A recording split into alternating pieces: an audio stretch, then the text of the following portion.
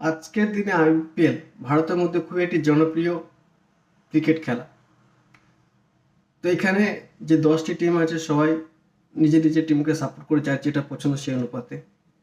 তো আমার যেটা আলোচনা বিষয় হচ্ছে আইপিএলে যে কথাটা প্রথম থেকে বলে আসছে যে কোনো বোলিং যখন বল করবে যে সে যদি ডট বল করে অর্থাৎ সেই বলে যদি রান না হয় সেই ডট বলের জন্য 500টি করে গাছ লাগানো হবে।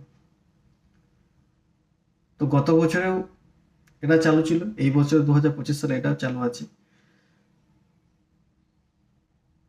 তো আমার কোশ্চেন হচ্ছে ভাই, যে এই 500টি করে গাছ কোথায় লাগানো হচ্ছে?